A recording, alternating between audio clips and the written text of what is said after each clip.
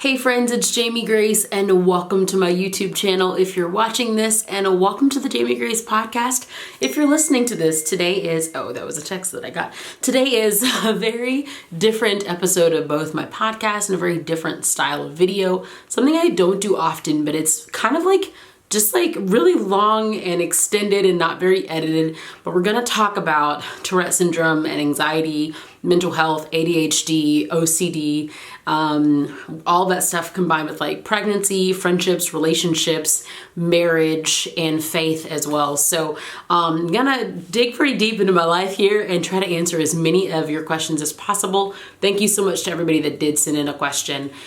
I've been honored to like be able to talk about this stuff for like 15-ish, 16, 17 years now. I was diagnosed with Tourette Syndrome, OCD, ADHD, and anxiety when I was 11 years old. Symptoms really kicked in at 9 years old, and now I'm 27. That was the weirdest way to explain a timeline. Welcome to my brain. If you're wondering what this is going to be like, that's what it's going to be like. Kind of confusing, but makes sense to me. But yeah, so I've been like advocating and like raising awareness for these things for a long time, but I've not yet really done like a video like this where it's just kind of all the stuffs. And so thank you guys for sending in your questions. On the screen, if you're watching this, or in the show notes, if you're listening to this, you can go ahead and look and see like a table of contents, and you can skip ahead if you want.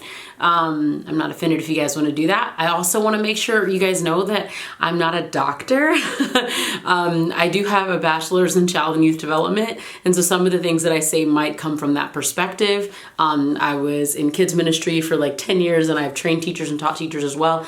And so some of the stuff I say may come from that perspective, but for the most part, this is all just my personal experience, personal research that I've done. And so at the end of it all, like, just don't consider this to replace an actual like doctor's visit or something like that.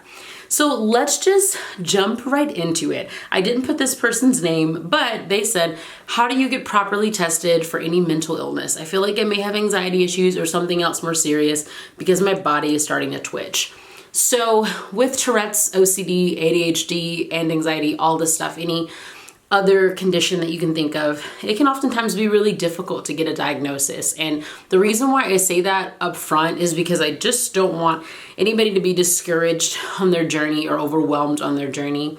You are going to have to become your biggest advocate. Even if you have the most amazing doctors in the world, like, you still gotta put in the work. It becomes like, if you have any of these conditions, it can become like a part-time job, if not a full-time job, just trying to figure out what medications work the best for you, what treatment works the best, what plans work the best for you. And if you're a parent, then I would definitely say that for in regards to your child. So yeah, I'm really grateful that my parents, like, oh, sorry, I'm so out of breath, so pregnant. I'm really grateful that my parents really became my advocates, and that they made so many sacrifices to just go to doctor after doctor and figure out what was going on. And so if you are having symptoms that you're unsure about, or your child is having symptoms, I would say a primary care doctor can be a great place to go, but a neurologist or a psychologist is what I would recommend. As far as getting started. And oftentimes your primary care doctor can refer you to one of those things. So the next question, Chloe Lacey 7 says, does it bother you when people say things like, I'm so OCD, when they don't actually have the illness? I have diagnosed OCD and bipolar, and it drives me bonkers when people make statements like that. Yes, it 100% drives me crazy. I just tweeted about this about a week ago. I totally understand that there are moments where you may feel distracted and you may feel like, oh, I have ADHD in this moment, or you may feel frustrated and you think, oh, I have anxiety or depression. I'm so depressed in this moment. But I think that those are really harmful phrases to use when you're not actually referring to the condition and you're just referring to an expression. And so if you feel the need to tie your shoes more than once a day and you don't actually think you have OCD, a lot of us in this community, I can't speak for everyone, but a lot of us would prefer that you just said, I want to tie my shoes again, instead of saying I'm so OCD, because not only does and make it to where like people don't take us seriously when we talk about the complexities of our condition. But also when we do have quirks that aren't as serious, then it just makes it way more confusing for us to explain it to our friends and loved ones. And it's just very unfair and kind of insensitive to use terminology and phrases like that. So I'd prefer if you didn't. Everyone's different, but I'd prefer that people did not do that. The next thing is medication and treatment. Davis HD says, David HD 32, that's confusing, I don't know why. That was really easy to read, but okay. How do you feel about medication for any of these conditions? Have you ever been on medication for them? Hope this isn't too personal. Jay Seaborn says, she'd like to hear my thoughts on medication versus supplements. She has ADHD and has gone back and forth whether or not like what to do. And Odd Liz Port says, do you take medication for any of these, or do you do natural homeopathic supplements? I've tried a whole lot of different stuff. I've tried a lot of different stuff. I was very heavily medicated on like prescribed stuff from a doctor, ages 9 to 15. It was my choice to step away from those. I went to college at 16 years old. And so right when I was about 15, I wanted to try to get off of all the medication that I could and see if I could go to college without it. And I did, and it was really hard. And then I got back on medication in my early 20s. I was having a really difficult time with my work situation at the time. And so, yeah, so I've tried medication, I've changed my diet, I've tried to do like dairy-free, I've tried to do gluten-free. I've done different vitamins and supplements instead of pills in general. I've tried multi-level marketing companies that focus on gut health. I've tried essential oils. I've tried a lot of different stuff. As far as right now, my main course of support for me is counseling and talk therapy with a psychologist. That is my main focus right now. And then just some other different lifestyle changes. Like I do wear a mouthpiece that helps with Tourette syndrome. You can watch a video on that by looking in the description of this. I don't think that there is a right or wrong. I don't ever say the names of the medications that I tried or the names of the vitamins that I tried. Honestly, the reason why I don't do that is because everyone is so different, and I think it'd be really unfair for me to come out and say this is the best medicine or this is the worst medicine if someone else had a totally different experience with it. And so like I was saying, it kind of becomes a part-time, if not a full-time job of advocating for you or for your child, if we're talking about your child, because it really is just there's a lot of stuff. And at the end of this, I'm actually going to go through a list of like daily coping what's the word I'm looking for? I don't know, strategies that I use that actually help with my ADHD, my Tourette syndrome, my OCD, and my anxiety. And so stay tuned for the end of this, because I'm just going to list them off really fast as far as the stuff that I do on a daily basis that does help me manage. But the main thing is counseling right now. Pregnancy and relationships. Okay, that's the category of these next couple of questions. Curly Gal V says, do you get concerned about possibly passing it on to your children? You know, I actually never thought about that until I was like I was in high school, and someone actually said to me, like to not mention it when I was dating. I wasn't dating then, but they were just giving me a heads up, I guess. They thought that that was what I needed to hear. And they were saying to not talk about it because I didn't want to scare my like future spouse about what our children could have. And that was like the first time where I was like, wait, like are people gonna not like, are people gonna be scared like that I could pass this on to my kids? It's always been difficult. It's always been challenging for me, but I was never scared about passing it on to my kids, if that made sense. I think because my parents have always been so like supportive and like honest about the things that they've struggled with in their teen years when I was a teenager and stuff like that, I realized how impactful their experiences were in my life, that I think if my child is going to go through something, which all people go through things, even though it already makes me want to cry just thinking about our daughter like scraping her knee on her, like from falling off a bike, it just makes me want to cry. But knowing that she's going to go through something, if I have the tools and the means to be able to sit with her and say, I understand, I've been there, I get it, like that's a privilege to me. I'm not saying that I want her or any of our kids to have the same struggles that I do, but if I'm able to relate to them, I'll honestly see that as a privilege. And yeah, I'll cross that road when we get there.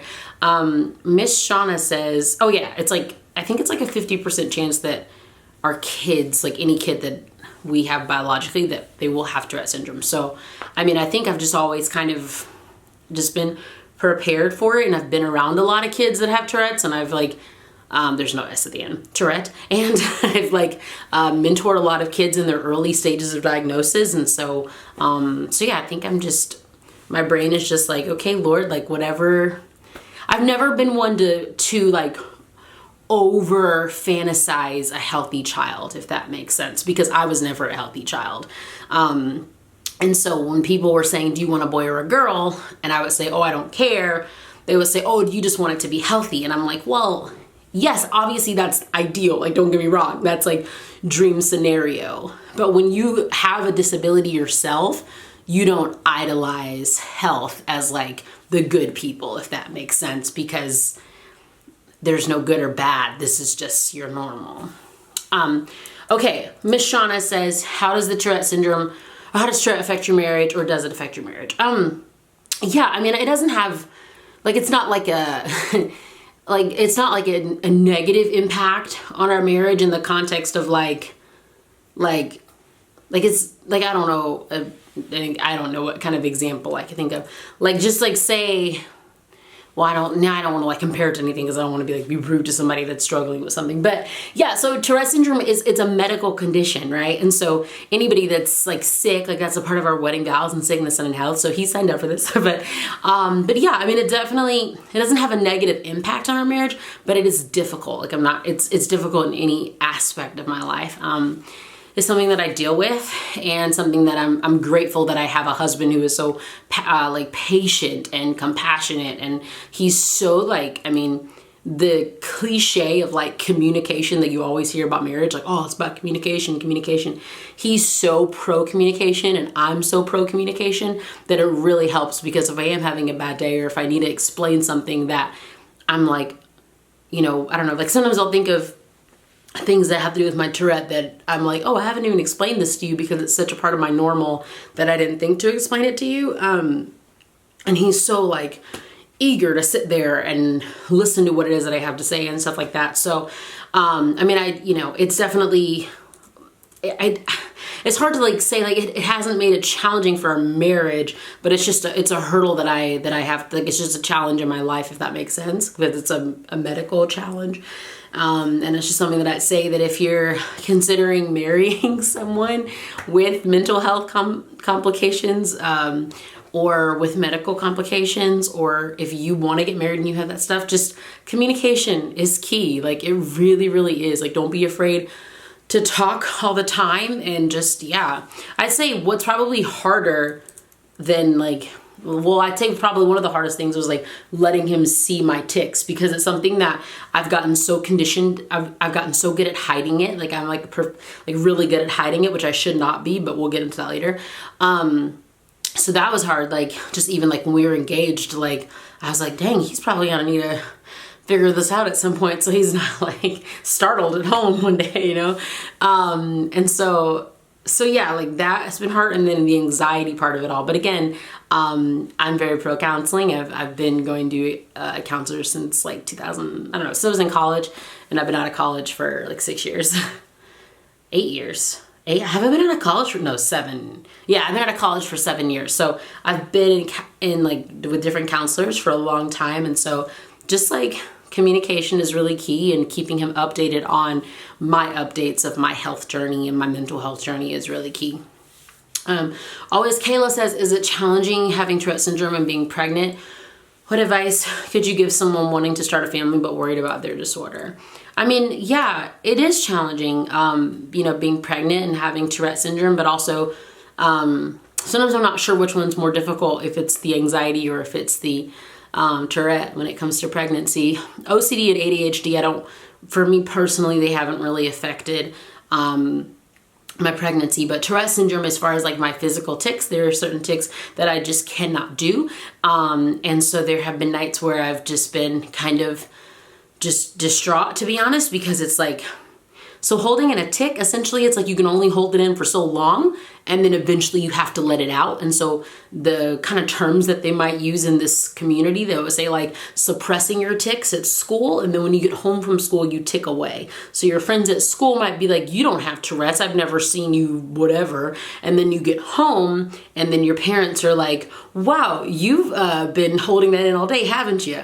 And so to like have certain tics that I physically cannot do, and then some that like would be harmful to the little one, that is really hard because it's like I'm suppressing it so long, and so it's just caused me to have to like, I mean, honestly, just cry a lot. And like I'm not trying to like make this sad or anything, but it is yeah, that's just like a tiny little glimpse of the answer to that question. It's been really difficult, but yeah, I mean, I just try to like be patient with myself and have grace for myself, and like accept that it's okay to say that this is hard. You know, I'm having a very physically healthy pregnancy.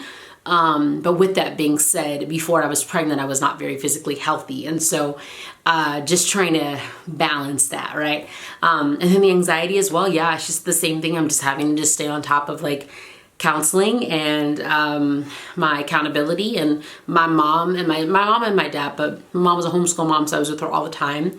And she was my advocate growing up with my health, and so I keep an open line of communication with her. If I haven't had like really, really bad days, but or haven't had this to happen more than once, but there was just one day where my husband actually called my mom and he was like, she needs you. So they have an open line of communication if needed. And I'm just really grateful for that and appreciative of that. And it takes humility for sure. You know, it's hard to be able to say like, oh, my anxiety is to a point where I need my husband to call my mommy. You know, that takes letting go of your pride, but I'm grateful that I have a good support system. And as far as advice, that's what I would say. Have a great support system, have lots of conversations with your doctors and stuff, and be okay with things being different for you. Like, not to like be TMI or anything, but something that I always dreamt of. And like a lot of people might comment down below and give their opinions and stuff. And I love you guys, but just letting you know that this cannot change. Like, no one's opinion could ever change. My health has to come first. I always dreamt of like the whole like natural childbirth thing, because I just thought for so many different reasons I really wanted to do that. And we realized early in my pregnancy that because of my complications with my health, that's not an option for me. And so if I could give anyone advice about starting a family, it would be acknowledge what your options are and be okay with that, and don't feel like you're less of a mom, don't feel like you're less of a person because you're not capable of doing what other people are able to do. Like, it doesn't make you less of a person. It just makes you your own person, and that's okay. I'm still kind of telling myself that as I'm saying it. That was really massive like arm swoops that I was doing. Okay. A couple more questions about relationships. So Nuggets for FIFA, okay, says, how will you guys approach this issue? If you guys could hear that sound, that was me moving my foot. I wasn't like passing gas. It was like my foot against this chair. How would you approach the issue if you notice your child has symptoms? Have you spoken about it? Each child's unique, but is there at least a rough game plan? Yeah, I would say rough game plan is the very key point of all of this, because we can't exactly like, know exactly what this kid's gonna be like and like what parenting is gonna be like. Our game plan is honestly just kind of just putting our family first. And, first and foremost, we have to work on being the best people that we can be individually. And then we have to serve each other. We choose to serve each other rather, to make sure that we're creating a beautiful marriage and foundation for our family. And then like after that, then our kids, it's like whatever we got to do to make sure that we are raising the most incredible people. And so we have the mindset that if we have a child that's allergic to California weather, then we have to move, even though we love California. We have the mindset that if we have a child that needs the hospital in Minnesota or Florida, then that's where we got to go. And so that's kind of our rough game plan, if that makes sense. I do think if parents do see symptoms in their child, again, go to the pediatrician and try to get a referral for a psychologist or a neurologist. Join some online support groups and start doing some research and staying up late, reading books and articles and watching videos and trying to figure out as much as you can about it. But yeah, that's our rough game plan. It's just we really care about our family, and we're grateful that God has given us this family. And so we just want to use the tools that He's given us to do whatever we got to do to make sure our family comes first. Morgan Jane 2004 says, how do you open up and share your struggles to someone for the first time? This is a very broad question. I could probably do a completely separate video on this, but I think it just depends, because I think a lot of times we might have a lot on our chest, especially if you have like anxiety or ADHD and you really feel like you just want to get it all out and you just want to tell everyone everything that's going on. And even though I literally make YouTube videos telling everybody a lot of what's going on, I will tell you that everybody doesn't have to know everything. Having your support system understand everything is a beautiful thing. But you don't have to feel that pressure to tell everybody every little detail, because this is your life. And those are, the tics or the medication, when your medication changes and stuff like that. Like, you don't have to feel obligated to let everyone know that stuff. I would almost say that for the most part, the people that you're going to feel comfortable sharing that stuff with, your family members, your few close friends, your mentor, counselor, whoever that might be, like they'll create that safe space, right? But if you have to kind of push push those walls down, like push that person's wall down and be like, please listen, please hear, I just want you to care, I just want you to understand, then that might not be the person that needs to understand. That might not be the person that needs to know everything that's going on. If this is like a close friend or family member or something like that, it is really hard to let that wall down and to be vulnerable and to be honest. And so I would just say, to just maybe write it down in a letter first. Write down everything you want to say. Try to keep it to a couple pages long. Read it over and over again. Get comfortable with it. And then throw the letter away and go talk to him. Just kind of get an understanding of what you want to say and how you want to say it. And then if you're not able, say it's possible that maybe you just got diagnosed or something, or you just realize that this is a struggle for you.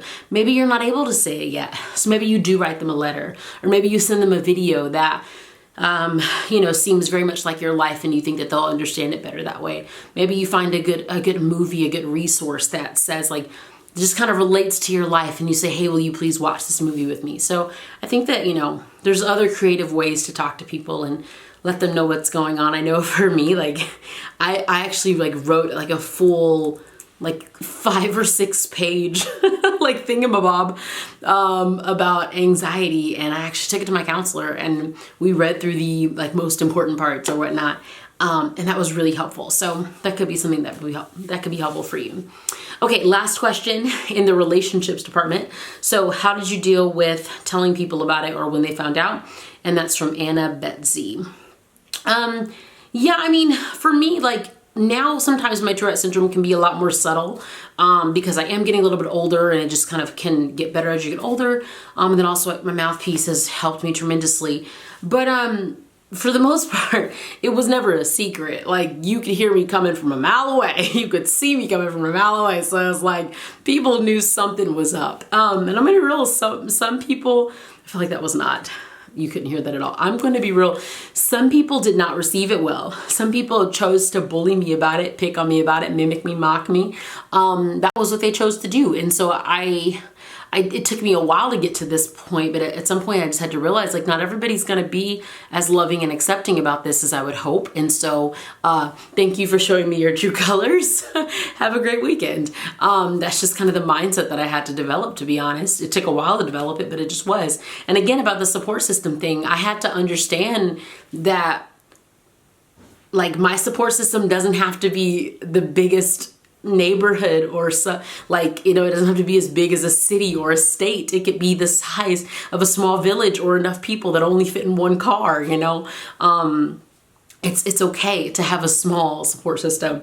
It doesn't mean that you have to like be mean to other people in the world, but it's okay to realize that like, man, there's only 5 or 6 people in my life that get it, or that try to get it, or that try to care, or that don't laugh about it all the time. And that's okay. Just stick close to those people.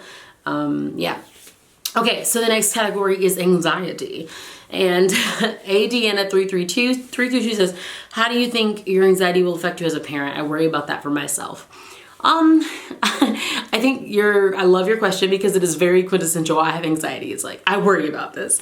I get it. I worry about it too. I don't know how it's going to affect me as a parent. I do think it's going to be difficult. I can't stress this enough. Support system, please. Counseling, please. Like, try to, and I'm going to put some resources how to like find a local counselor and stuff. But yeah, I mean, just, you can't really plan for that kind of stuff. It's really difficult to know how it's going to affect me as a parent. But I do know that sometimes I can become anxious about things more than other people. And so one thing that Aaron and I do a lot, my husband, we talk through scenarios all the time, like all the time. And we both love it, and it's been really helpful for us. We talk through small scenarios down to like, hey, if we were out at this restaurant and our kids are this age, and this age, which kids order for themselves and which kids do we order for? And I know to some people that's like, why are y'all talking about that? But for both of us, because we just love kids, it's fun. But then for me, it really helps me to be able to say like, this could happen. What are we gonna do about it? And we have way more dramatic scenarios that we talk through as well. So I don't know how anxiety will affect me as a parent, but I know what my goals are, and I know what our family's core values are, and I know that I'm continuing to work hard at bettering myself, and right now that's the best that I can do. The Classy Knickknack Show says, how do you deal with anxiety and be in the entertainment industry? Well, yeah, I mean, it's really difficult sometimes because this job is very unknown, if that makes sense. Like, I could be home, sleep 1 minute, and then like 10 minutes later I get a phone call, hey, can you hop on a plane and fly to New York? You've got an interview at 8 a.m. You know, it's hard having anxiety in this condition because it can be very demanding and very uncertain. Even when things feel very certain, it can just be really overwhelming, and it can have a lot going on at one time. But honestly, like, I know I keep saying the same. It's like every question has almost the same answer, but my manager is like my biggest support, and she happens to be my mom. And I've had a lot of people say, your mom doesn't need to be your manager. And I'm like, y'all don't know how much she's blessed my life. You know, she knows me better than anybody else. She has my best interest, and there have been times where she knows that I have a work commitment coming up, and so she's able to check in on my mental health in a way that, whether she's my mom or not, it's just because our relationship as manager and client is solid. I mean, I need her. I appreciate her, and so yeah, like having those people. And I have mentors in the industry, 2 ladies in particular that I can think of. I won't name them, but yeah, one is in kind of the mainstream acting world, and then one's more in the mainstream music world, and they can both hold me accountable for so many things. Like if I tweet something that seems a little too stressed out, or if I just have a really busy tour schedule and they're just like, yo, I've been on your website, I'm calling you tonight at 11 o'clock, you're gonna answer, we're gonna talk. It's really imperative to just have people around you, because we see all the time like how the entertainment industry can affect your mental health, whether you have a diagnosed condition or not. And sometimes you have to step away from opportunities that may seem like the right opportunity, but they're not. Sometimes you have to step away from relationships that may seem like they were going to be the best of the best, and they were not. And it's hard, it's frustrating, and it can be kind of like you feel like you're starting over sometimes, but when your health is at the core of it all, at the forefront rather, and then when your goals are still being met as far as like wanting to reach people and wanting to love on people and wanting to share joy and share encouragement with people, like that's what's most important. I'm gonna like move in my chair. Okay, next question. Il Campo said, how to control negative thoughts about yourself. Yeah, so something that I started doing because, well, yeah, so something that I started doing, I journal a lot and I write in my phone a lot. And whether I actually journal this or whether I say it out loud, I like to journal it because I like to be able to go back and read it when I need to. I usually write down what the negative thought is, and then I write a sentence right under it, or say it out loud if I'm not writing, of what the truth is. And so, like I might write something like, I feel like they don't like me. And then and I'll say the person's name.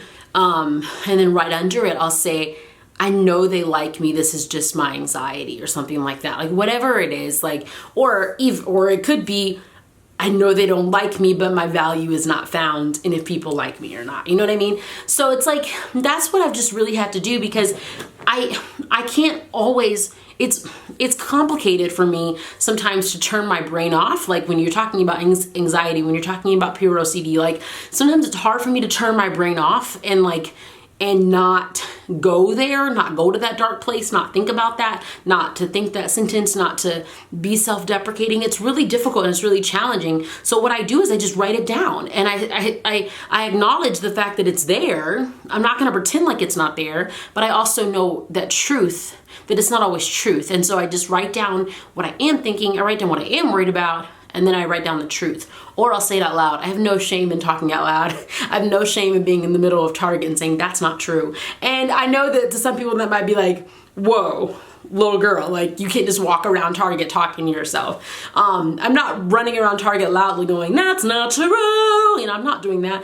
But I am choosing to acknowledge what truth is. So I know what my thoughts are, and I know what truth is. And I have to choose to let truth be the final, let truth have the final say. Irish Cal 13 says, what symptoms would one have to exhibit to be diagnosed with anxiety? I feel like there's a difference between having anxiety and being diagnosed with it. I didn't burp, sorry, I'm a lady.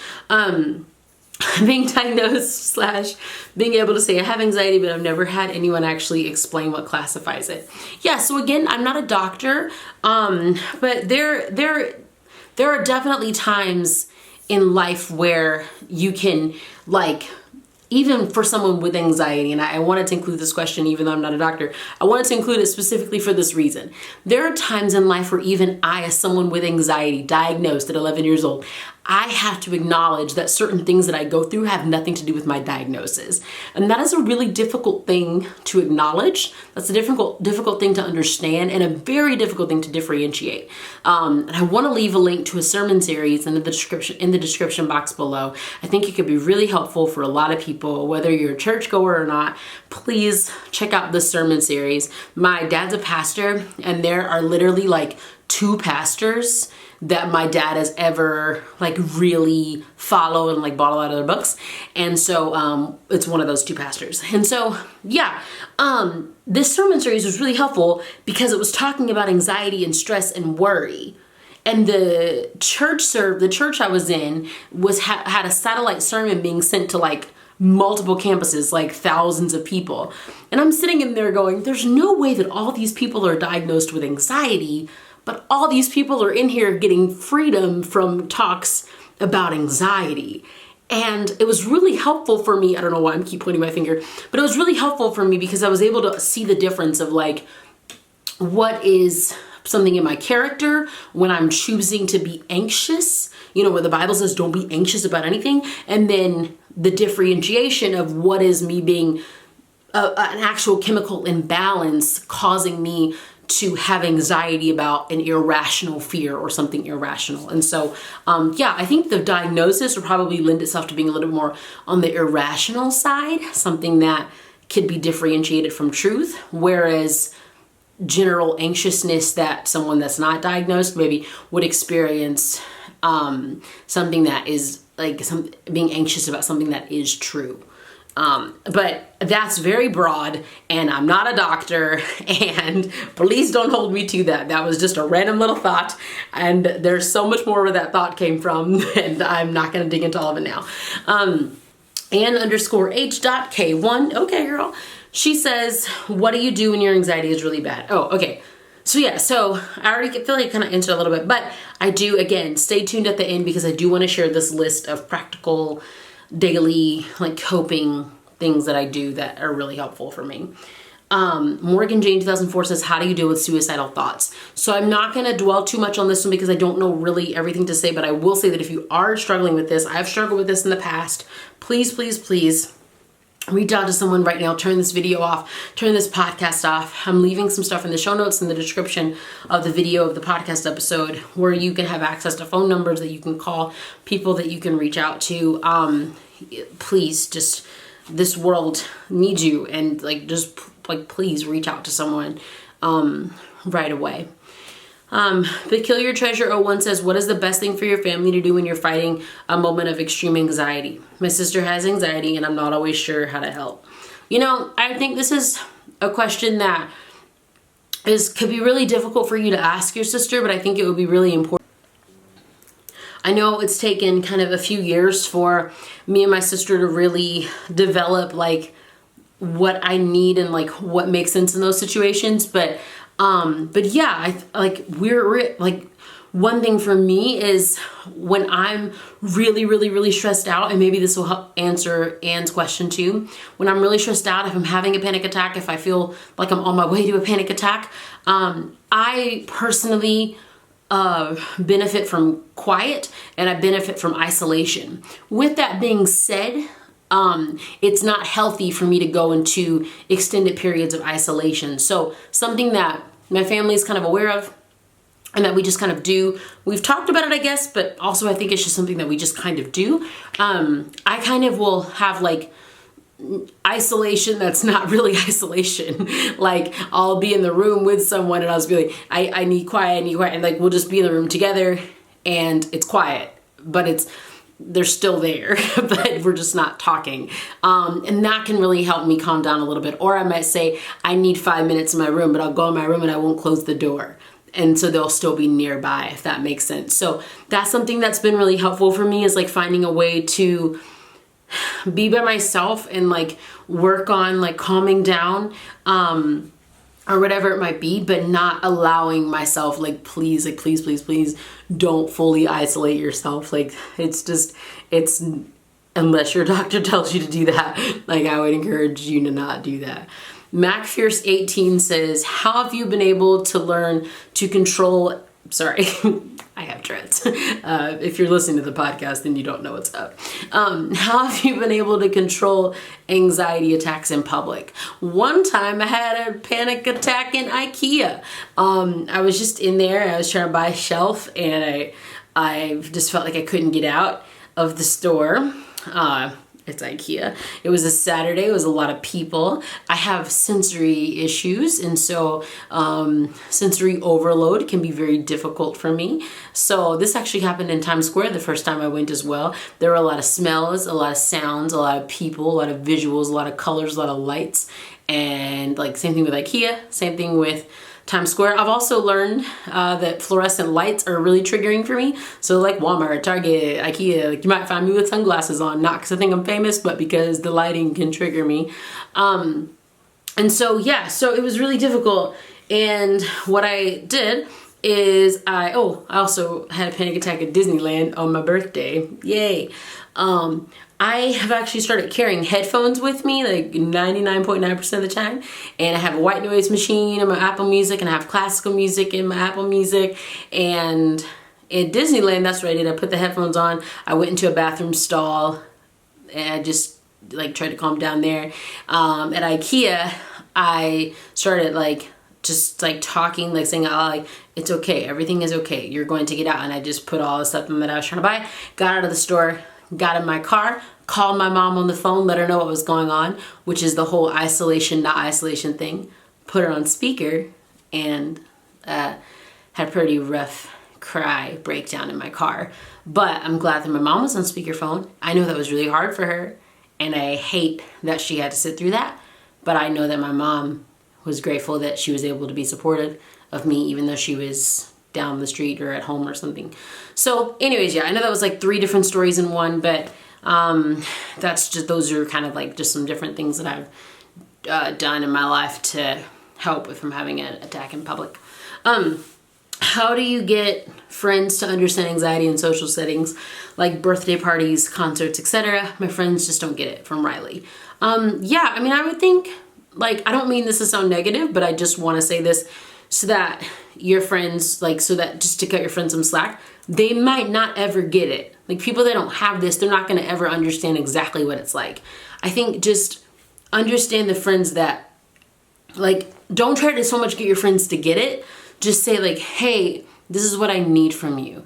Like, if this happens, if I tug on your shirt 3 times in a row, can you help me get out? If I text you and say I need to go home, can you make sure I get home? Like, tell them what would be helpful for you.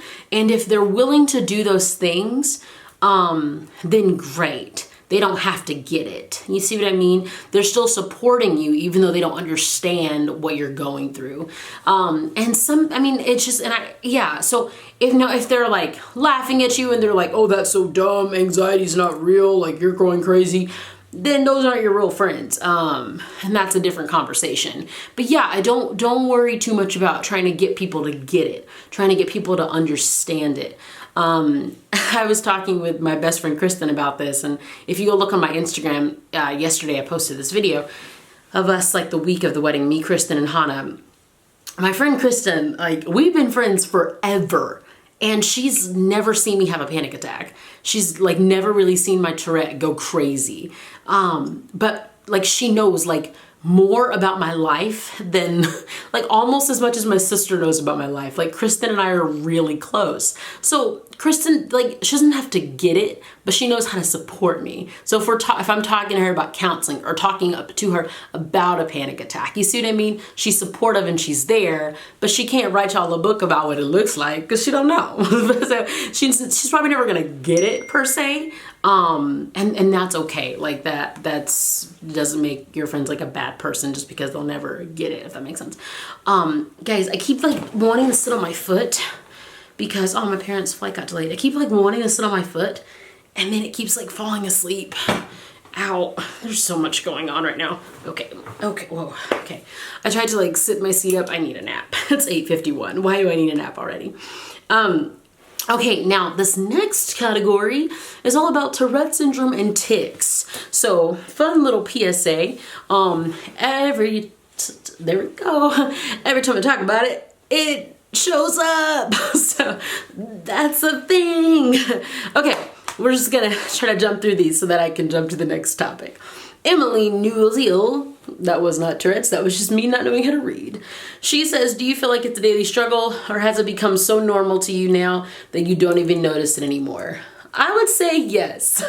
I mean, some days are better than others. Most days are pretty chill, but even on the days that are chill, if there was like a hidden camera in my house that people like saw me like twitching when it's just me and I'm really comfortable and I'm really relaxed and my guard is down, people, like, my version of chill, people would be like, I'm sorry, like, I feel like she just was trying to do a dance move and she fell over, like, what's going on? And I'd be like, no, this is a great day, like, I'm really chill today. So, yeah, my version of normal is a very different version of normal to other people. When it comes to my OCD and my anxiety and different things that I've had to do to, like, create a normal for myself, like this dry erase board, it gets re-edited all the time.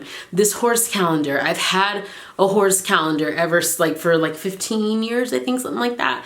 And like to some people that might be like, oh, that's a quirk. Like some people have horse calendars all the time.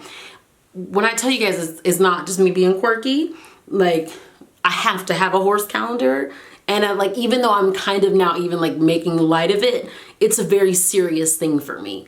And so it's just, I don't know how to really answer that question. Like, it's not so much a daily struggle because I've made it so much of my normal. Like, my home is such a safe place for me to be able to like let loose and really just be who I am.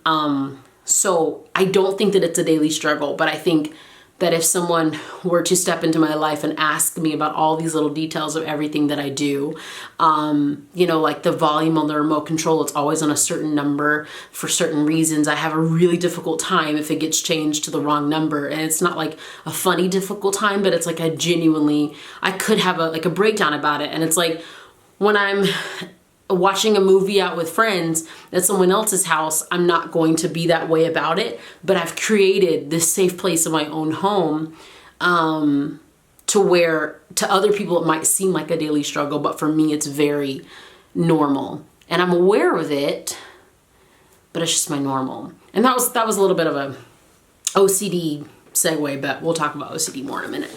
Curly Gal V says, what tics do you struggle with now? And what tics did you struggle with at your worst? So that's a very popular question. It's nearly impossible for most people with Tourette syndrome to really tell you all of the tics. I mean, for most of us, you can just watch long enough. Most of us, we started out with, something with like our hands and our neck, our head, and maybe some squeal noise. Like for most of us, we kind of started out with very simple motor tics and maybe one or two vocal tics. And that's, if you don't know what Tourette syndrome is, that's what it is. It's a neurobiological disorder characterized by tics, which are movements and or sounds that you cannot control. And so, so it's hard for me to really explain what they all are, but, essentially it's every one of my limbs, everything that can move does, and I don't necessarily have control over it, and I can't really explain to you what they all are, but I can say that the second half of your question, what tics do you struggle with at your worst, or did you struggle with at your worst? If you watch my video about the mouthpiece, I'm so grateful that, like the, physically harmful tics are not prevalent anymore. I'm currently poking at myself, so you're probably like, really? You're not hurting yourself? Which no, it actually doesn't hurt. I've gotten very used to random poking and stuff like being like hitting myself or stuff like that. Like I was just, again, it's my normal. But I used to do a really bad like chest hitting twitch like that. You can't really see it on camera perfectly, but I'm really glad that my mouthpiece has really helped me diminish a lot of the very severe tics. That's so Amy says, have you been able to control your Tourette? So yeah, a little bit earlier what I was talking about with the suppression, that's when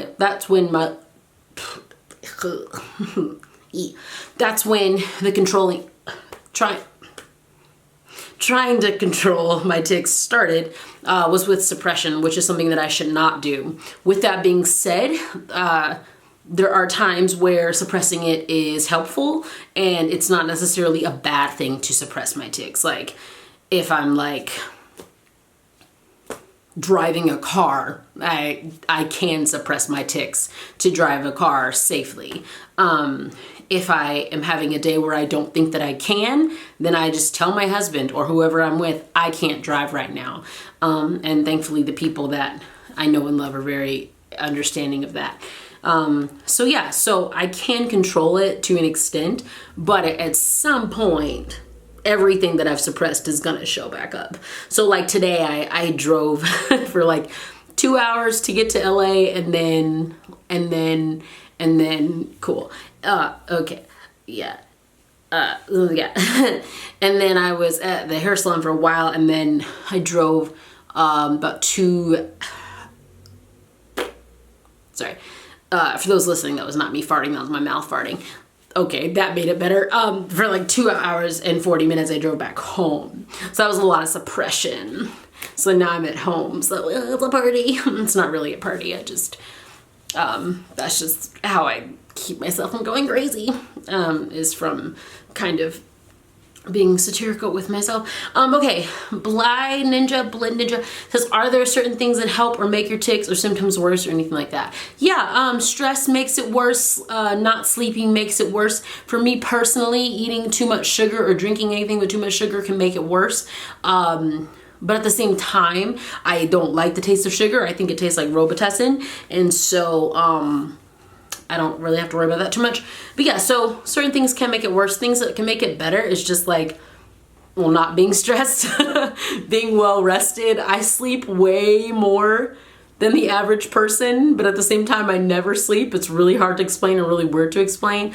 So yeah, like even like before I was pregnant, like I would like literally be exhausted all the time. And so like that's another thing with pregnancy. I'm just like tired all the time. And then having Tourette's on top of it, I'm just like, ugh, because my body is just like tired from doing aerobics all day. So yeah, speaking of aerobics, fitness does help, working out does help my tics. And that's one of the things that I'm gonna mention later on when I talk about the kind of quick list bullet points of, yeah. So this tic showed up in like middle or high school, and it still happens a lot of times when I get nervous or excited, like good or bad stress. And I can't really explain it. It's like my throat is twitching, so it's like a stutter. Essentially. Yeah. So, yeah. So sometimes that happens. So if you're listening via podcast and you're like, dude, just spit it out. I can't. I'm trying, but it's just when I talk about my tics, they get like way worse. So yeah, I want to get through this category. Curly Gal V says, what would you do if you ever got pulled over by a cop and you kept ticking? Tourette's, you can't control it, and they continue to tell you to stop in a rude way, even after you tell them you can, and they pulled you over because a light was out. It seems like you may have gone through this, and I hate that for you because that sounds awful. That sounds terrible. I know for a while when I first started driving out on my own, I actually started wearing a medical ID bracelet. I don't wear it now, but if that's something that would be helpful for you, I would totally recommend it. And I would keep it on your left wrist, especially if you're driving, because then if a cop does happen to pull you over and does come up, like on that side, then it would be the closest thing. So that would be my recommendation. I know that I did have a really unfortunate situation. One time I got pulled over. I was living in Franklin, Tennessee, recording an album, and I got pulled over for having a Georgia license plate. I've never been one that was really like nervous around cops, just to be honest. My grandfather was a cop. I grew up in a small town where my dad was a pastor, so my mindset for cops is like, they came to church and they all called my dad pastor. And so I wasn't really nervous until he asked me about my license plate, and I was confused. And then he said, why does your car smell like alcohol? And then I was confused even more. I've never had alcohol except for this one time at a Lutheran church for communion.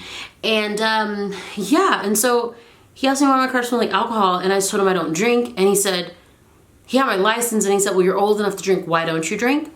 And that's the reason for me personally why I don't drink. That's a conversation that I've never really had on YouTube or anything. So it's a really long answer. It's like it's so many different reasons, but one of them is because I have Tourette syndrome and I just don't know how I would react to it. I know there are people with Tourette's that don't drink, but they're not me and I'm not them. So or people with Tourette's that do drink and I'm not them, they're not me. So I told the officer, I said, well, I have Tourette syndrome and yada, yada, yada.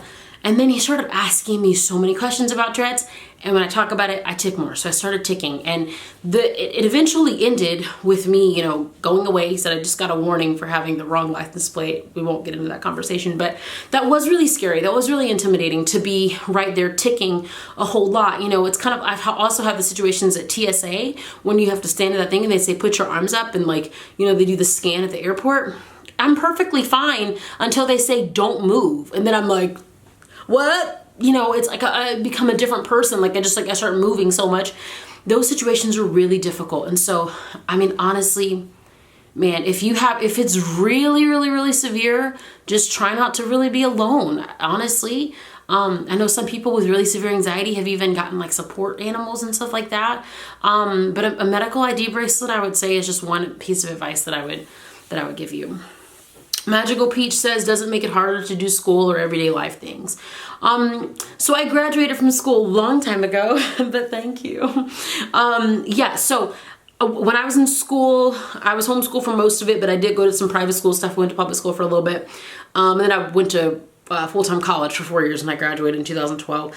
I just recommend, again, with the whole part-time job might become a full-time job, you really got to advocate for yourself. Try as best as you can, especially when it comes to college, to choose a school that's going to make accommodations for you. My school, Point University, they were very accommodating as far as like my testing and different things like that. So every person's different as far as what they need. Just make sure that you choose a school. If you can choose where you go, choose a school that has good accommodations. Kaylin B4 says, what would your advice be to someone diagnosed with Tourette's in their late teens? Also, what have you found is the best way to explain it to people? Yeah, I mean, I usually just kind of tell people like, yeah, I have a tic disorder. It means I make tics that I have tics that I can't control. And then I usually will follow it up by, I probably can't answer all of your questions, but if you want, I could send you some blogs and stuff that I think are pretty cool. Usually if people are like, oh yeah, that'd be great, then those might be the people that I hang out with a little bit longer. But if people are like, nah, that's fine. Like if they really just wanted to ask me a bunch of like inappropriate questions, you can kind of weed them out pretty quick by telling them you'll send them a blog. So yeah, if that's helpful at all. But I feel like my husband is, he's watching like some basketball game. He's watching Thunder play against somebody, and I think a very intense basket was just made. Anyways, so yeah. And then what advice would I give to someone diagnosed in their teens? I mean, honestly, I would just say like, just know that it's okay to talk about it. Like you don't have to talk about it with everybody, again, like I said earlier, but find people that you can talk to. Try not to find just like one person that you gravitate to, that they're your only human that you talk to, try not to do that one. But try to find some people that are going to love you and support you no matter what. Even if they're a little bit awkward and they seem a little unsure as to how to talk to you back, like you're figuring it out. So of course they're going to be figuring it out for the first time too. So if that can be your parents, if that can be your siblings, your aunt, your uncle, your grandparents, your school counselor, a teacher, pastor, mentor, youth pastor, like just don't, I know that it can be so much more fun to be by yourself, but that's only going to be fun for so long. And just don't close yourself in your room too long. Because I tried that, I've dealt with depression as well. And I've tried the whole, let me just close myself in my room for a while. And I still struggle with that. It's a lot harder now because I share a room with my husband and he's like, you're not going to close yourself by yourself all the time. I still love you. And I'm like, I appreciate you for calling me out on that, because it's so much easier to just close the door and just say, I want nothing to do with the world, because the world can be a hurtful and heartbreaking place. But it was still created by the most incredible creator. And so please just don't lose sight of the fact that he still put people in your life there for you, and just try to fight the urge to not fight, honestly. Like the good fight. Okay, this is taking a turn.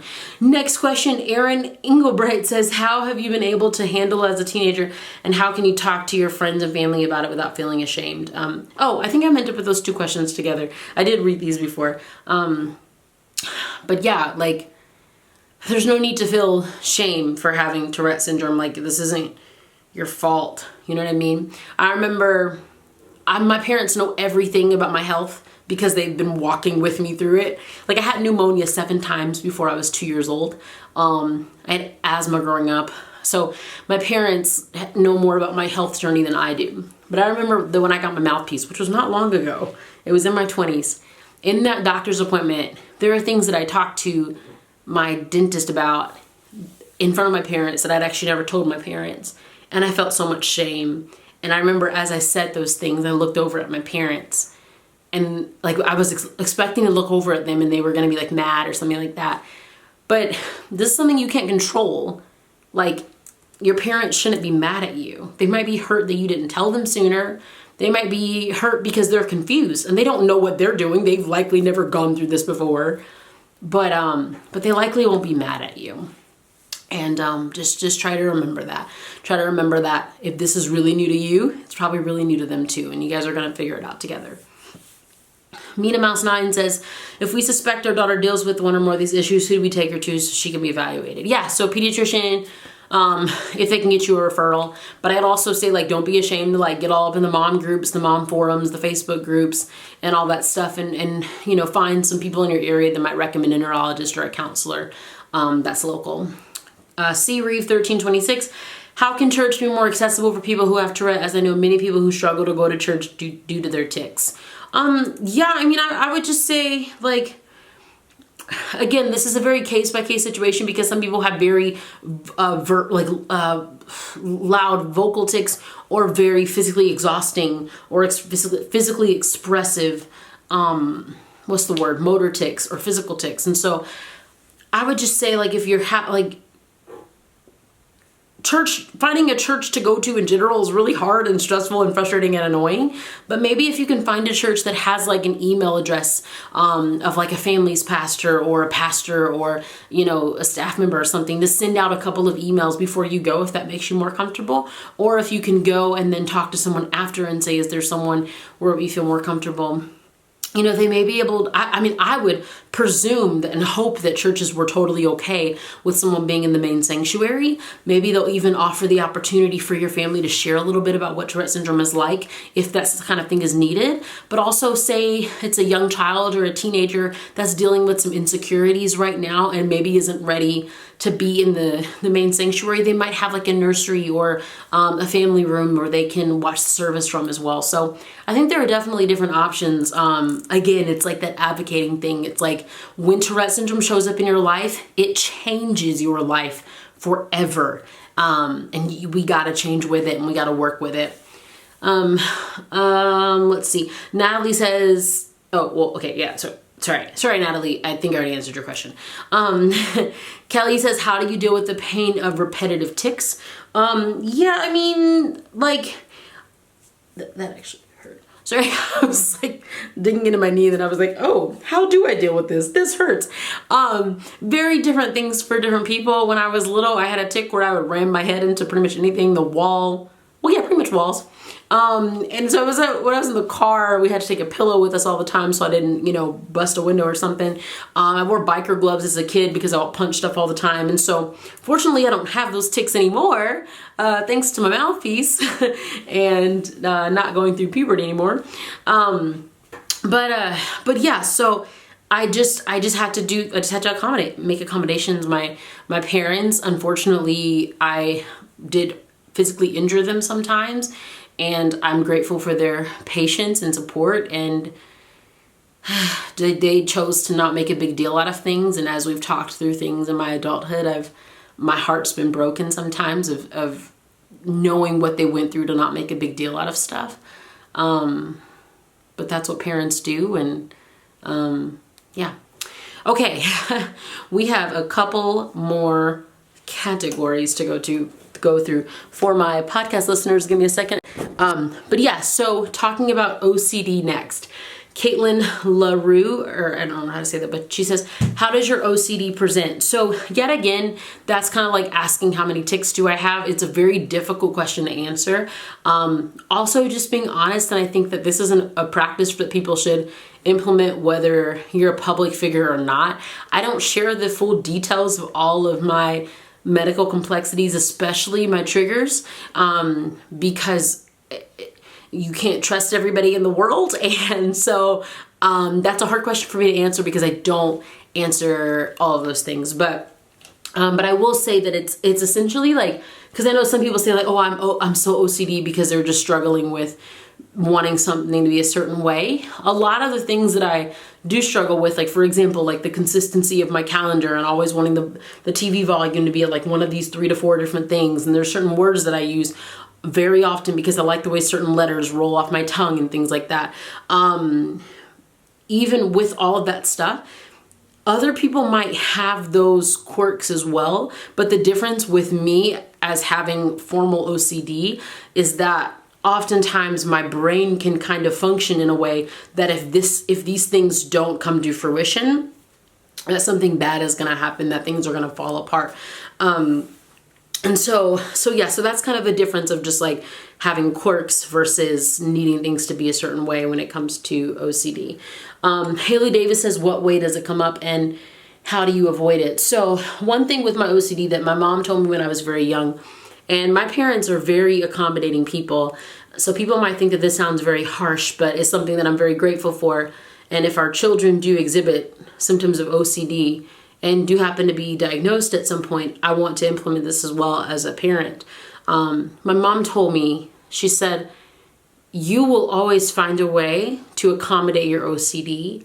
I will always try to try to find a way to accommodate your OCD, the world will probably not try to accommodate your OCD. And so that was really helpful for me to hear at a very young age. She told me that as early as 11 or 12 years old.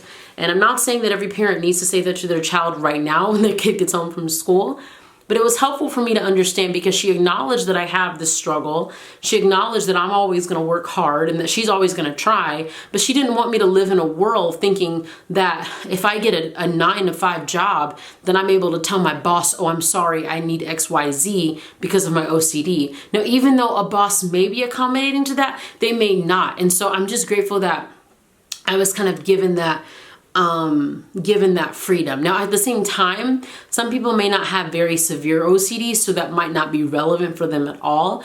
But for me, it was very severe growing up. Like every little thing had to be in its place. Everything had to have a rhythm and a system. And if anything changed, I would have a meltdown or a breakdown, or I feel like I couldn't breathe and I feel like I couldn't function, I couldn't survive, and I didn't want to live anymore. And so I had to have an understanding that the world is not going to be the same way as it is at home. So I've essentially created different things at home that help me to restructure where my need to fix, and for lack of better words, control, where my compulsions to be obsessive, I've tried to restructure it in my home so that when I'm out of the home, I can try to suppress it as much as I can, even though I'm not always able to. But that way, it just kind of home creates a safe space for me.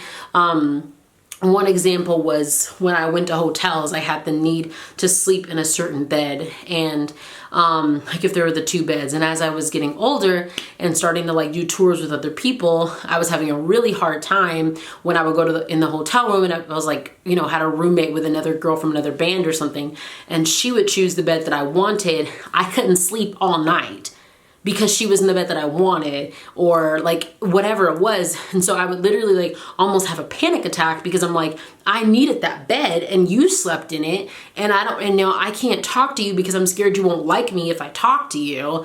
And so my OCD is triggering my anxiety, which is triggering my Tourette's, and now I'm not gonna get any sleep. And now I'm gonna have to go perform tomorrow night with no sleep, and then I'm gonna sign autographs for 2 hours for no sleep. And it's just like, it was just because it was taking over my life. And so in my late teens, early 20s, I started to kind of train myself to understand that home was my safe place. And I was going to have to try to find a way to manipulate my compulsions, if that makes sense. And so one of those things was when I traveled with my sister, I would specifically ask her, hey, can you pick a bed first, so that I don't have control over this situation and I'm gonna have to learn how to work myself through this. Now, some people are able to do that. Some people are able to do that with medication. Some people maybe would have just not been able to have that job. Everybody's different. But that's just something that I had to start doing for myself because there were certain things in life that I wanted to do. Like I said, medication was helpful for me for a period, like in my early 20s, it was helpful. But then there was a period where it was not helpful, where I did not want it.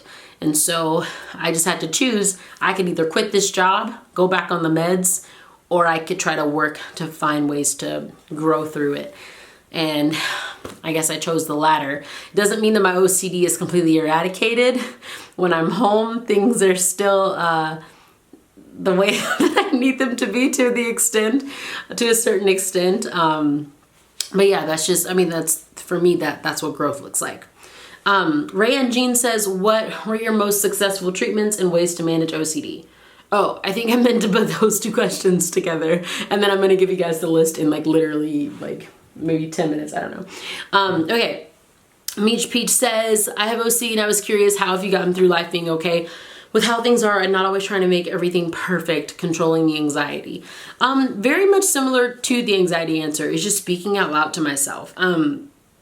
I kind of will challenge myself sometimes, like Sorry, one thing that I was really into when I was little, well, I still kind of am, organization of shelves and cabinets is very important to me. I reorganized our pantry yesterday for the second time this month.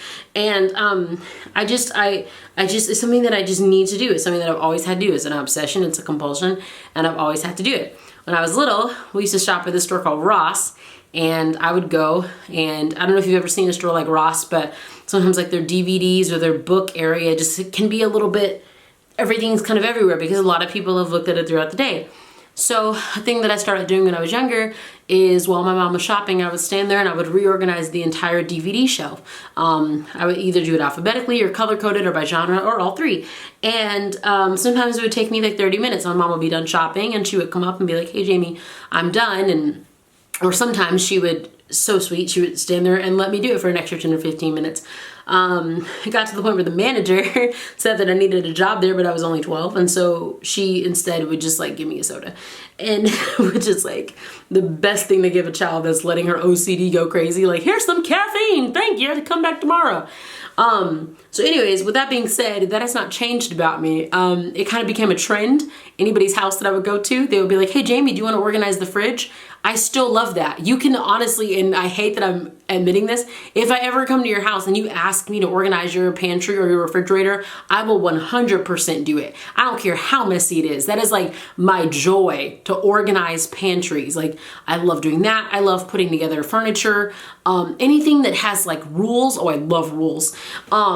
Yeah, if you like the Enneagram, I'm a 7, but I'm a 1 in stress, go figure. So yeah, I love rules and I just love organization. I love details. I love details. I will ask 1,000 questions at any restaurant we go to. I want to know if you have cheese fries, I want to know what kind of cheese, what color is the cheese? Does the cheese run? Is it like sticky? Is it gooey? I need to know everything at all times. And I don't remember what I was talking about. Oh yeah, so a way that I've started to challenge myself is when I'm out at stores and something's really unorganized that I really want to organize, I will sometimes, not all the time because most of the time I stand there and reorganize it, but a lot of times I will walk by it and I will say out loud to myself, you're going to be okay. You're not going to touch it.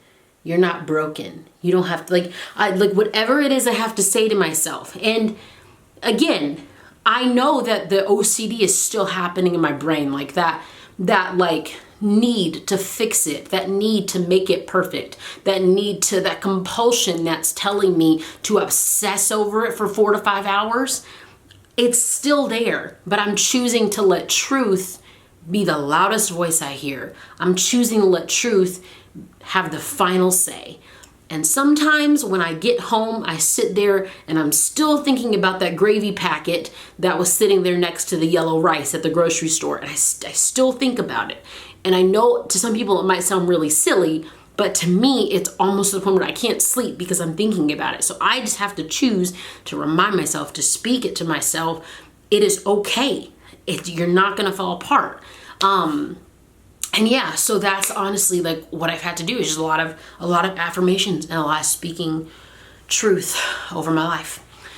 Sydney Ann says, what do you struggle with most in terms of OCD? Does it bother you when you're out in public a lot?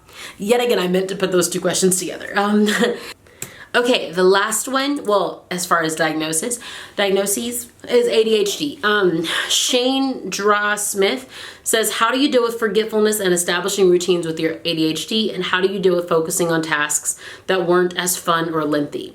Yeah, that's a really difficult one still for me. I mean, I remember once in pertaining to OCD and ADHD, I said on a podcast that I have a lot of dry erase boards around the house, and someone hit me up like on Messenger or DM or something, and they said that they didn't like that I said that because it gave a bad representation, because OCD and ADHD is so much more than that. And yeah, it is, but for me, that's such a crucial part of it.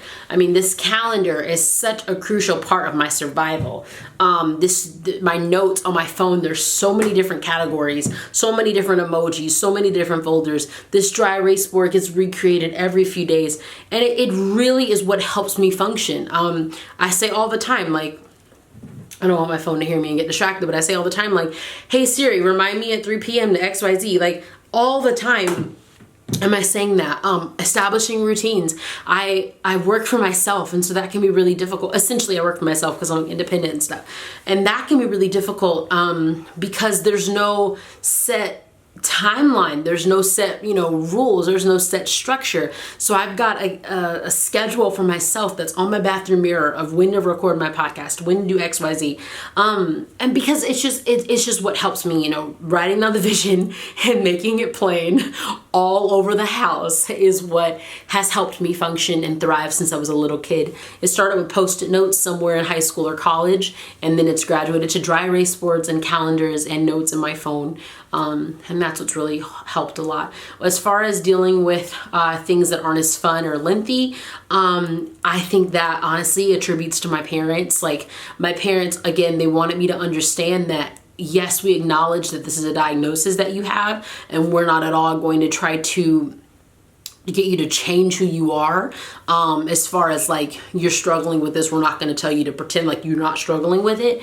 But they did want me to understand that if there were certain things that I wanted in life, I was going to have to find a way to work through some of my challenges, whether that was going to be medication or counseling or whatever that was going to be. They wanted me to understand that. And so yeah, I mean, I couldn't have the job that I have if I was completely ADHD and I just chose to say, well, it's my ADHD, I can't help it. You know what I mean? Like even with my Tourette and my tics, like I can't choose to, like say sometimes I have had tics where my arm will flail outward, right?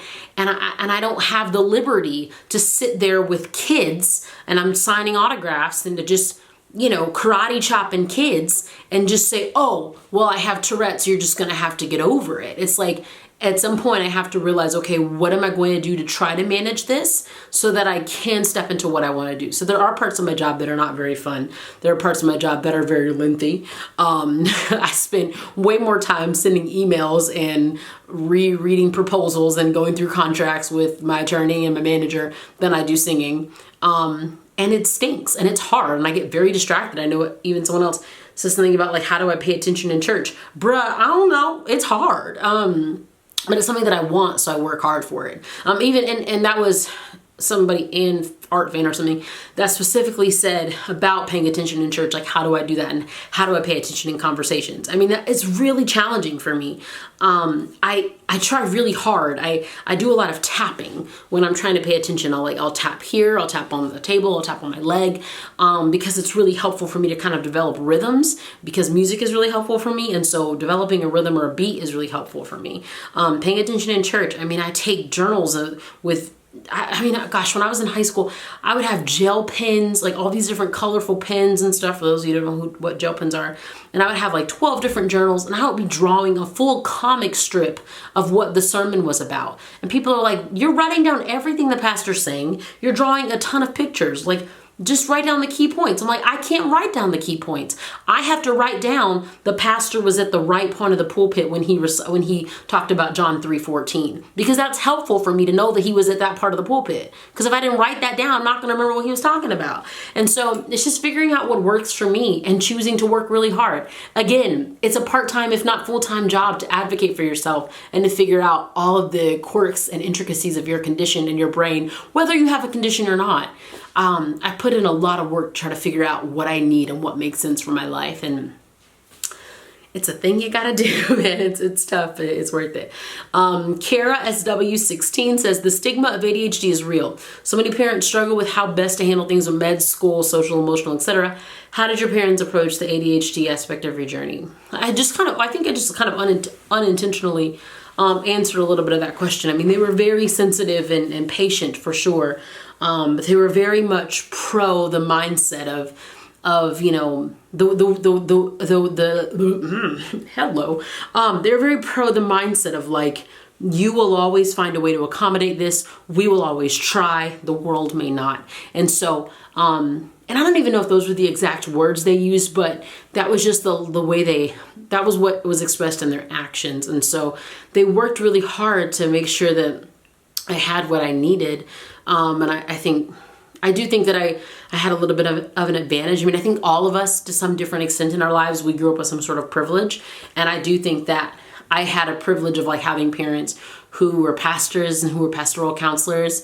They didn't have really any knowledge of my diagnosis, like my stuff, until I was diagnosed with it. But as far as like just being patient and loving and intentional, that was just a huge part of how they built their family and how they built their ministry. And so I think that I did grow up with an advantage in that area, just to be honest. I'm really grateful for that. But yeah, I think as parents, like, and I know there's another mom too that said, being a mom to a 12-year-old with ADHD and anxiety, what advice do I have for a parent? Things to say, not to say. Miss Super Donkey. And she was asked, kind of asking that question. It's like, as parents, I think the best thing that you can do is like love and support your kids, and create a safe place for them, and create a safe place, create a home for your children, because the world will likely not, the world won't know how to love them like a parent will. And there will be many times there were many times where I went out into the real world and I was bullied, and I was mocked by friends, and I was not understood by teachers and professors, and I wasn't always shown grace and mercy and love. But I always knew that I had my parents, at the end of the day, and I always knew that I had their support and their love, and that just meant the world to me. Now I want to share with you guys kind of my list of like practical daily coping things that have really gotten me through all of my stuff. So one is playing piano. I think all kids need to grow up with a piano in the home. That's a tip from my mom that I'm passing on to you guys. All kids need a piano, whether they can play it or not. Just please get them a little keyboard or something. Kickboxing is really great. Rock climbing. I love this little baby that I'm growing, but that is like, I already told my husband, I was like, that's one of the first things when I'm not pregnant anymore, I'm going to go back to rock climbing. Listening to music is another one. Sitting in intentional and not isolated silence. I talked about that earlier.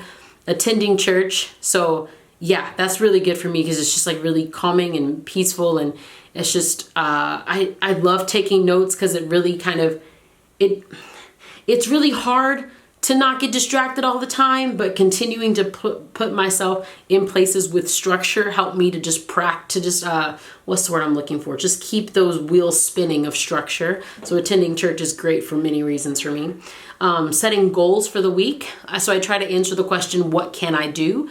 Because it's really easy for me to sit and think of what I can't do and what I'm not capable of. So answering the question, what can I do? Checking in with my mentors, counseling, managing sleep, being conscious of my diet, stretching morning and night, singing certain lines. So like there's just certain songs that I always sing. Like there's just one old song, it's called Enter This Temple by Leland.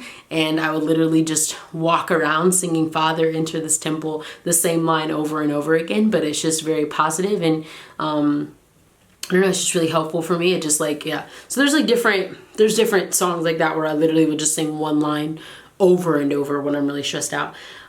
Repeating my daily affirmations. Making lists is really great for me. Dreaming is really good. Planning, tapping, and humming. So those are like my main things that are really helpful for me on a day-to-day basis when it comes to anxiety, Tourette Syndrome, OCD, ADHD, and depression, and just mental health in general. And now I'm going to talk about the final category, which is faith and mental health. I'm a Christian.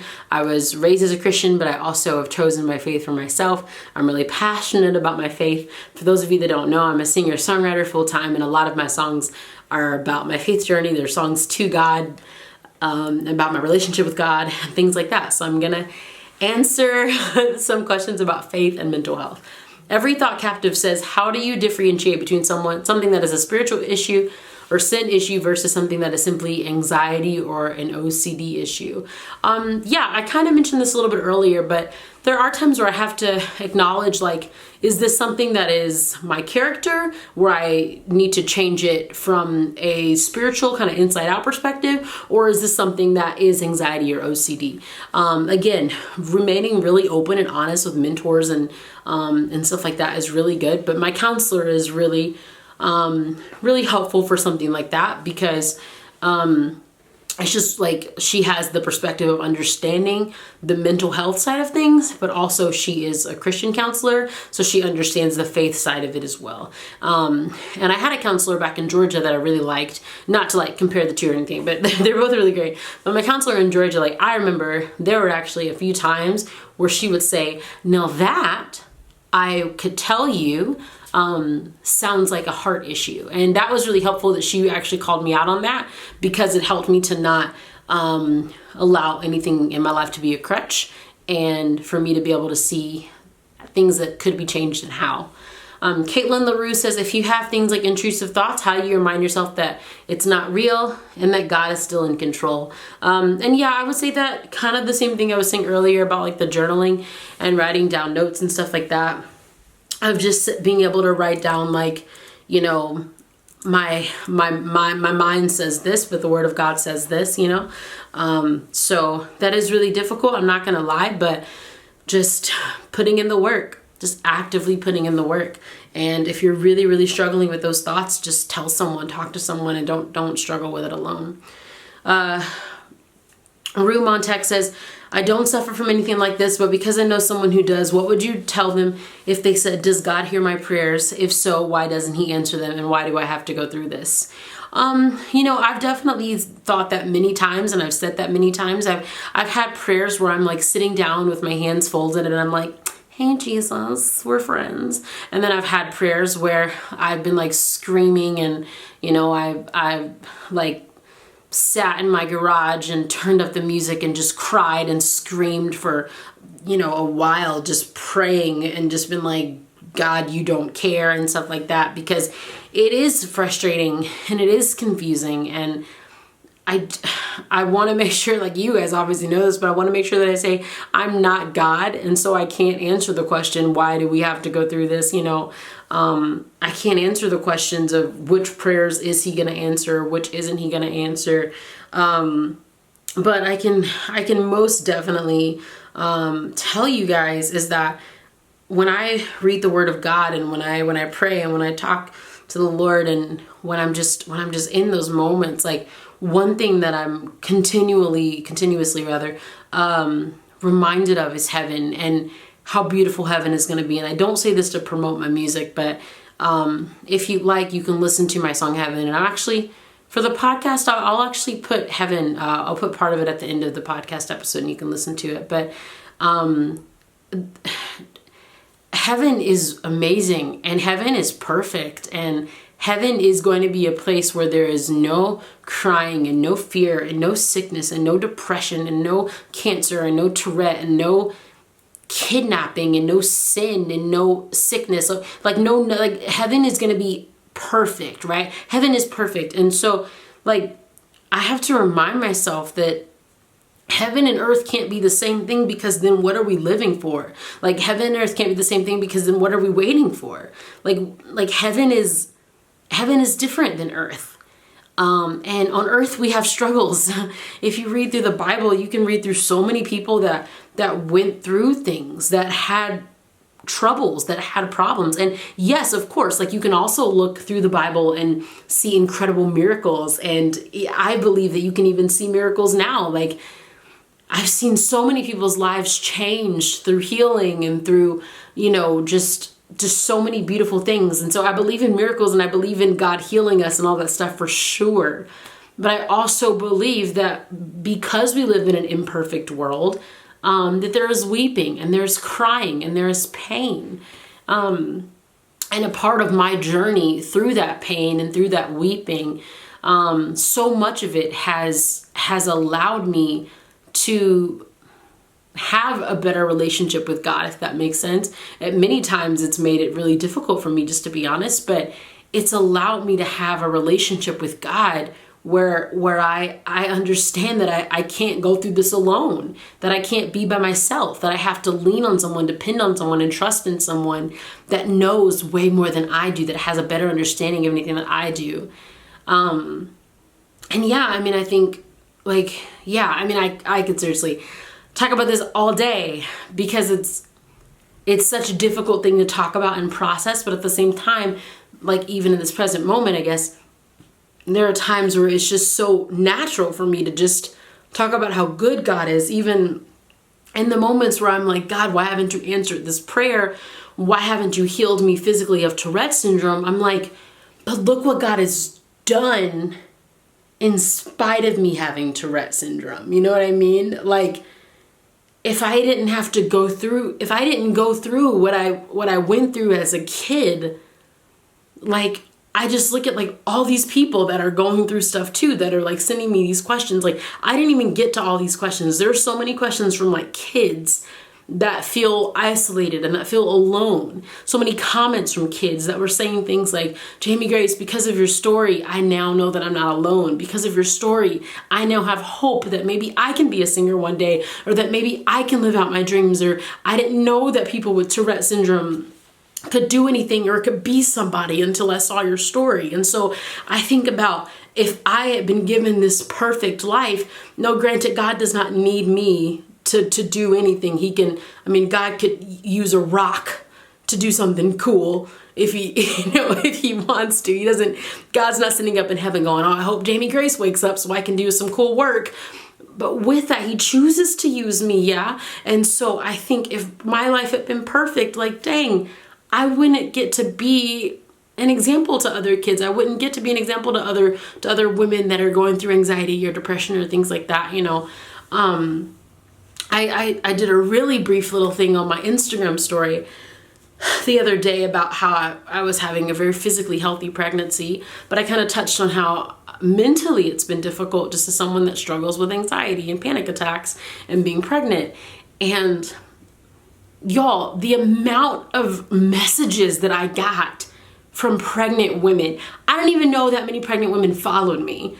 Like, the amount of pregnant women that messaged me and said, I literally never knew that anybody else was going through depression during pregnancy. Or people always talk about like postpartum depression, but nobody talks about it while they're pregnant. Or I thought I was alone in this. Or I just told my husband this and I don't know if he understands, but now I know that someone does. And so it's like there are times where I'm like, God, why can't life be easier for me? But then I'm like, who am I to ask? Why can't I choose, to maybe say, carry this burden, because there's so many people carrying so many burdens. What if I just chose to walk with them and carry my part too? You know what I mean? Instead of just being like, hey, God, you want to fix my life? Which, let's be real, I've said that many a times. But I've learned so much, and I've been blessed to be able to love on so many people through their hurt and through their pain and through their fears. I know that what I'm going through is not in vain. So whether God chooses to heal me today or tomorrow, or when I do get to heaven, I know that he's done a work in my life in spite of what I've gone through. So I don't know how he chooses which prayers to do what about. I don't know what his plans are necessarily.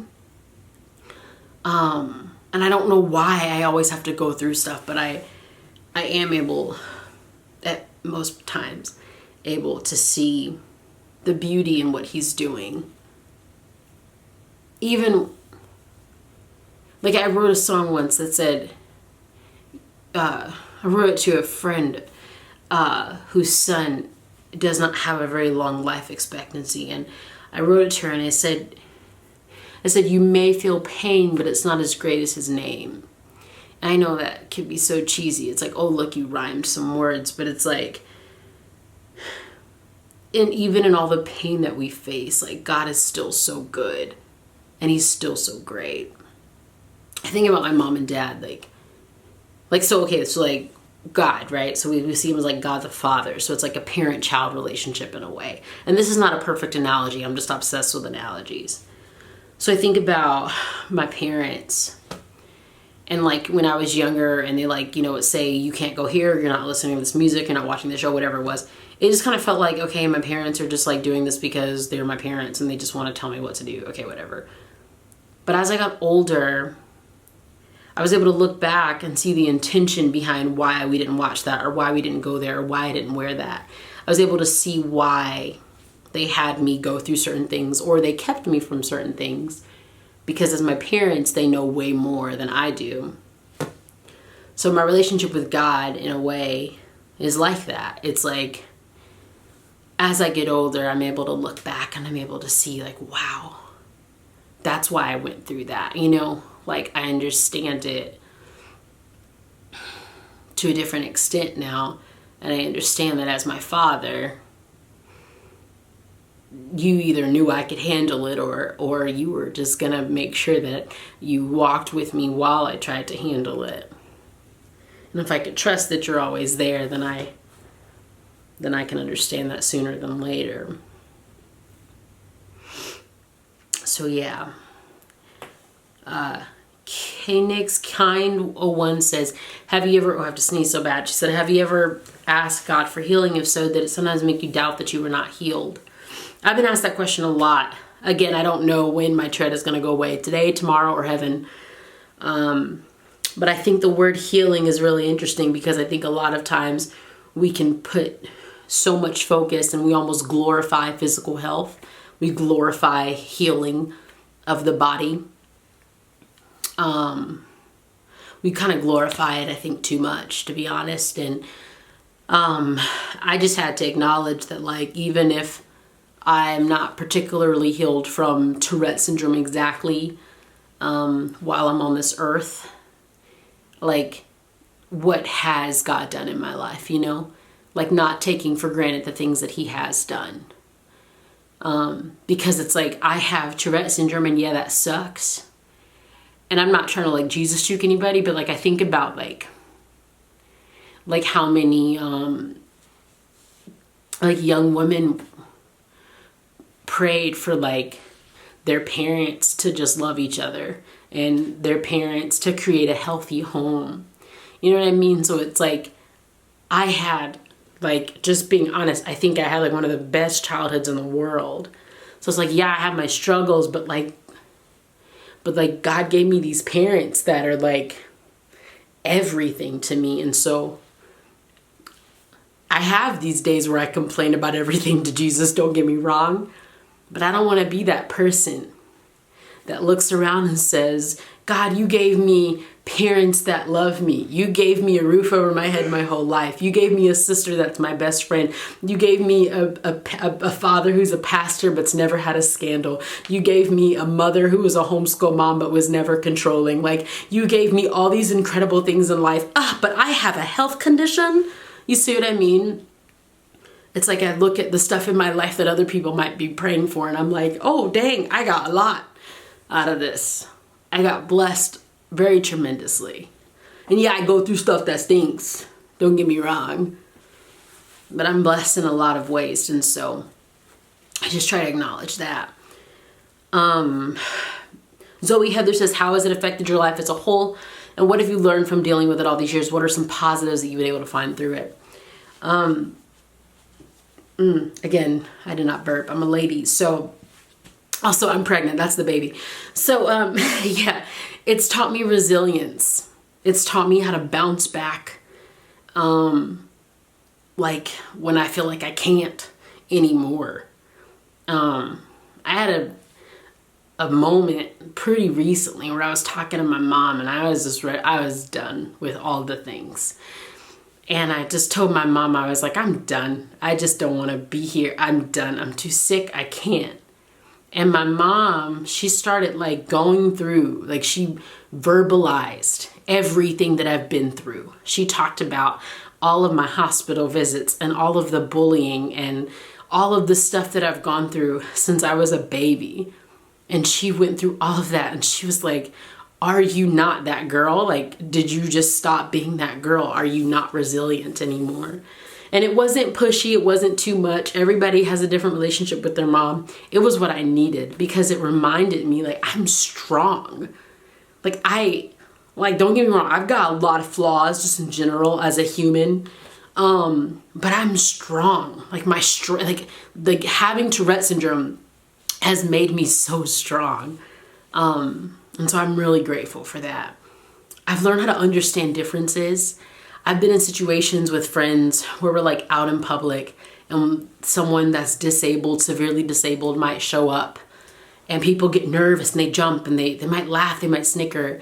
And when you grow up in the hospital, like you see someone that's severely disabled and you're like, oh, that looks like my roommate from 5th grade. You know what I mean? Like, it's just, I understand people's differences in a different way, in a normal way. And I'm really grateful for that. But yeah, so those are all the questions that I'm able to answer today. This is almost 2 hours long. This is like the longest thing that I've ever put out on the interwebs when it comes to my personal life situation. But I do want to thank you guys for watching or listening. I really do appreciate it. I hope you have a beautiful Easter weekend. Jesus is so alive. He is, I've said that so weird, but he is, and I cannot wait to go to church and celebrate. It's going to be a wonderful weekend. Thanks for listening. You can find me on social media at Jamie Grace H. If you want to subscribe to this podcast, there's new episodes every weekend. On Sundays, we do a Proverbs study because we just going deep and it's real good. If you want to subscribe to my YouTube channel, click the little bell so that you get notifications every time a new video is made. Yeah, thank you for watching this video. The love and support, it's unreal. And I'm very grateful. I love you guys much. I'll see you soon. I miss you already. Bye. And for my podcast, okay, bye.